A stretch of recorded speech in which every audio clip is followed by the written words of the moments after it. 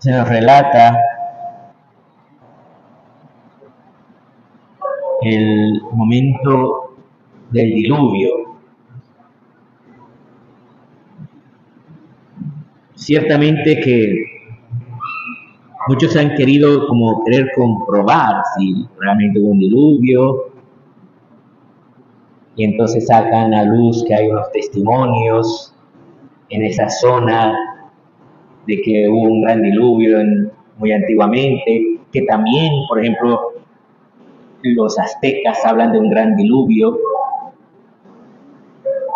pero al fin y al cabo nosotros no necesitamos que se compruebe científicamente estas cosas, porque no es eso lo más importante del diluvio, si hubo o no hubo diluvio, sino el por qué se nos da este relato.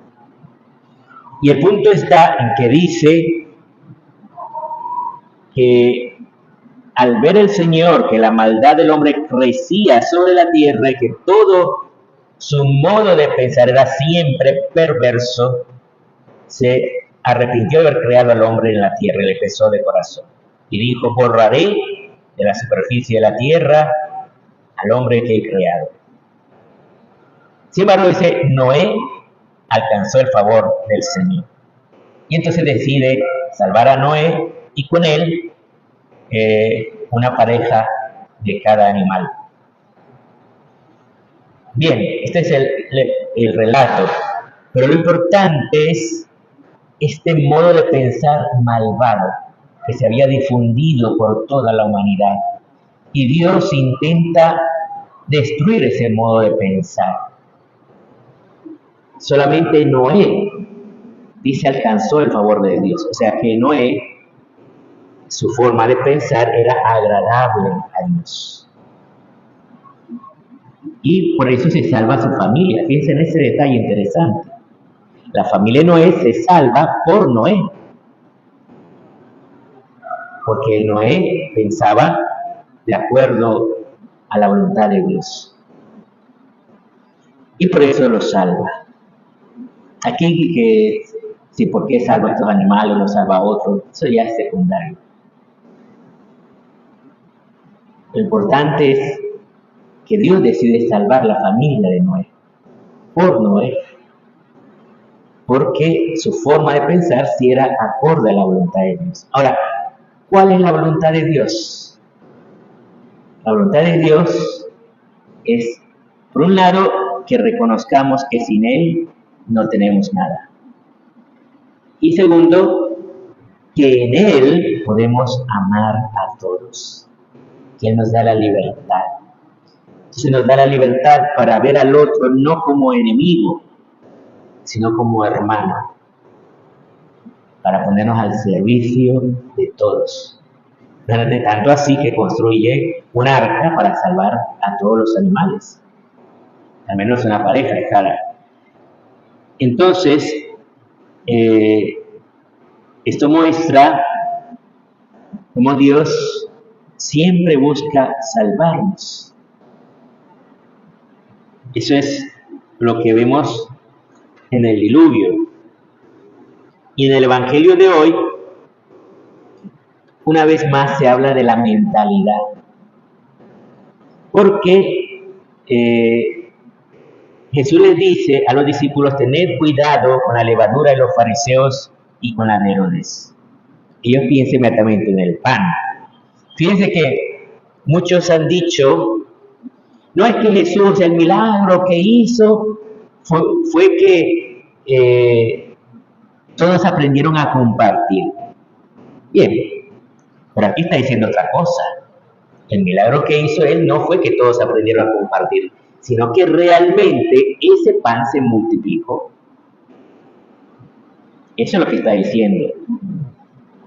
Es que no vieron cuántas cestos de sobras recogisteis y todavía no entienden, o sea, no se enteran del poder, del poder de Dios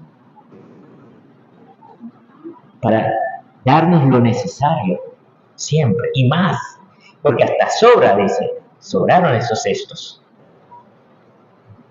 Entonces, aquí cuando habla de esa levadura, fíjense, menciona a los fariseos y menciona a Herodes.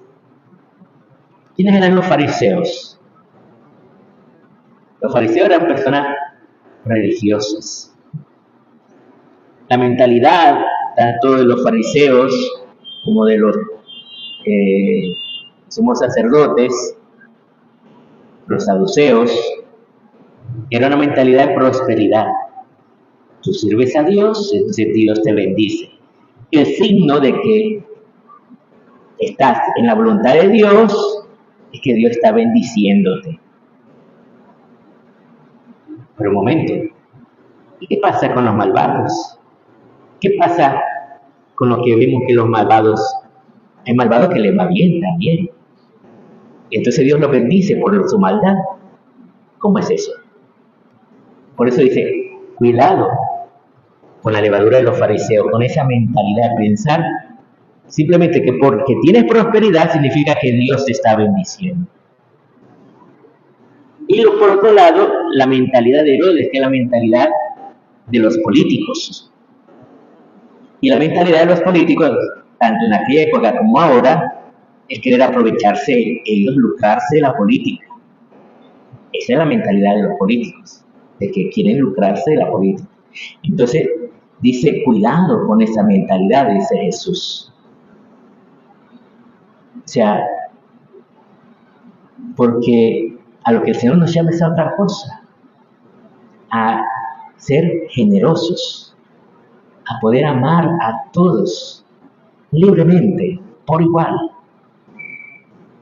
Cierto que hay una jerarquía en el amor. Esto es importante que no lo perdamos de vista. Hoy Iván y Rosa se alegran de su matrimonio.